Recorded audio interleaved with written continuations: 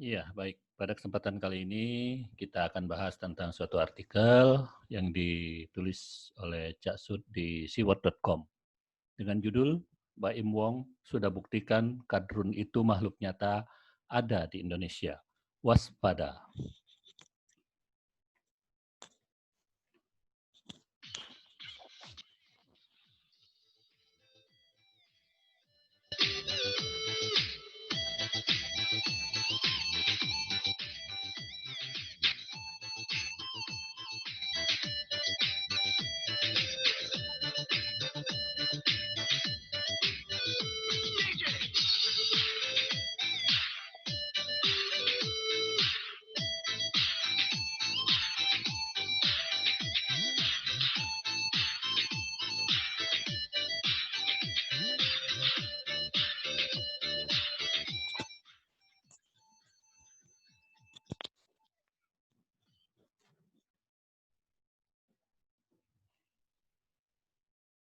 Ada makhluk yang sangat populer di Indonesia, terutama pada saat menjelang tahun politik. Misalnya cebong dan kampret.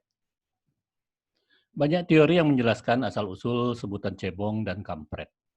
Terserah yang mana yang mau dipilih. Yang jelas, cebong itu identik dengan pendukung Jokowi dan kampret identik dengan pendukung Prabowo. Nah, belum lama ini juga muncul makhluk lain yang mulai menggeser kepopuleran kampret, yaitu kadrun alias kadal gurun. Makhluk kadal gurun ini bahkan sedikit demi sedikit mulai menggantikan posisi kampret yang dulunya melawan cebong. Sekarang, kadrun melawan cebong. Seru kan? Lah, kemana kampret? Nah ini, semenjak Prabowo merapat menjadi pembantu presiden alias menteri, jelaslah secara otomatis kampret mau nggak mau harus mencebongkan dirinya dong. Tapi masih ada manusia macam Padlizon yang seharusnya otomatis berhak mendapat gelar cebong dan mendukung pemerintah seperti bosnya. Tapi entah mengapa, dia kok konsisten ya dengan kampretnya dan masih terus nyinyir kepada pemerintah. Biarlah, namanya juga cari makan. Kadrun bagaimana? Nah, sekarang ini kadrun rupanya tidak sama dengan kampret. Mereka menjadi kampret karena mereka mendukung Prabowo. Lalu setelah Prabowo mendadak cebong, wujud asli kadrun pun muncul. Di sini serunya. Karena banyak orang yang mencak-mencak dengan istilah kadrun ini. Contohnya, kasus Ade Armando melawan orang-orang sedaerahnya Sumbar yang melaporkan Ade karena istilah kadrun ini. Lalu kadrun itu apa sih? Kadrun atau kadal gurun menurut hasil riset dari Google adalah istilah untuk orang-orang yang sangat memuja budaya Arab. Sehingga semua yang bukan Arab mereka cap sebagai kafir. Bahkan saking sempitnya pikiran mereka, mereka bahkan takut kepada balon dan pohon cemara. Manusia-manusia berpikiran sempit dan intoleran inilah dikenal dengan istilah kadrun itu. Karena bagi mereka, budaya Arab nomor satu. Nah, sampai di sini tidak ada yang bicara agama. Karena yang dibicarakan adalah sikap dan sifat. Dalam kenyataannya, masih banyak pihak-pihak yang menyangkal keberadaan kadrun. Masih ada juga mereka yang berpendapat itu ulah PKI lah yang menciptakan istilah kadrun. Padahal PKI sudah dibubarkan dan menjadi partai terlarang sejak tahun 1965 lalu. Lalu kenapa ada ditemukan bendera PKI dan dibakar? Masalah ini bisa ditanyakan langsung ke ahlinya PKI, yaitu Haikal Hasan dan Tengku Zul. Kalau Tengku Zul sih, bahkan hafal kapan PKI itu lahir. Hebat, bukan? Istilah kadrun memang lahir bukan munculnya begitu saja. Kadrun muncul sejak munculnya gerombolan nomor cantik 212 yang dipelopori oleh Ormas Terlarang HTI dan FPI bahkan Partai Sapi. Pernah juga dikenal dengan istilah sobat gurun.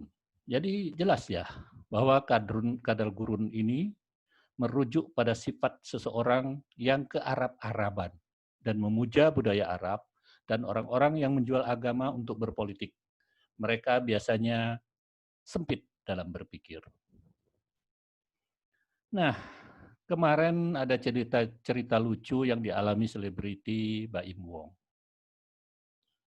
Baim dengan tulusnya mengucapkan selamat ulang tahun kepada Presiden Jokowi di IG-nya. Dan seperti sudah diramalkan sebelumnya, banyak akun membulinya dan menghinanya. Bahkan sampai-sampai Baim Wong mengubah ucapannya. Duh, Baim Wong, jangan cemen dong. Tidak perlu Anda mengubah tulisan ataupun caption Anda. Ungkapkan dengan jujur di hati Anda. Memang Pak Jokowi adalah presiden yang rendah hati dan jujur serta terbaik. Anda sendiri merasakannya. Jangan sampai Anda terpengaruh oleh para kadrun yang jumlahnya hanya sedikit itu. Tapi bisingnya luar biasa. Harusnya diam saja. Biarkan saja mereka mau unfollow Anda. Karena lebih banyak pencinta Jokowi daripada kadrun. Dan para kadrun dikenal sebagai makhluk yang intoleran dan sok ahli surga. Jagonya mengkafirkan orang lain. Baim Wong tidak perlu takut, karena jutaan pendukung Jokowi yang mencintai NKRI dan Pancasila berdiri di belakang Anda. Jangan sampai mau diperbudak kadrun. Kita bangsa Indonesia mencintai budaya Indonesia dan membela Pancasila.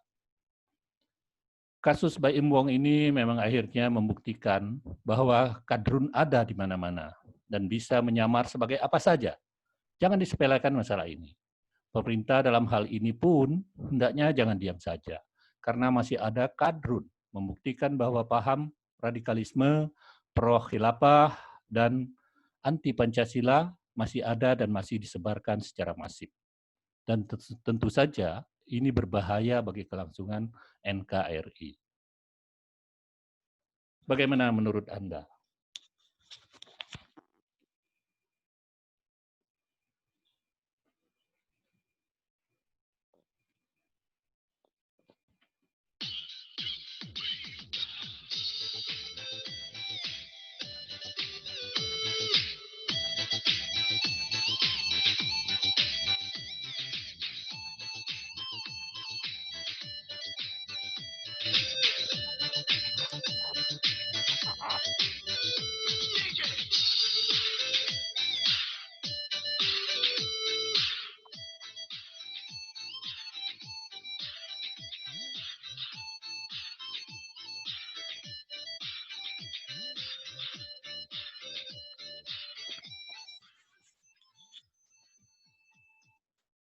Iya, sebelum kita akhiri, jangan lupa bantu subscribe, like, dan share videonya untuk peningkatan kualitas video-video kami di masa yang akan datang. Artikel ini dilansir di siwat.com, ditulis oleh Cak Sud. Terima kasih.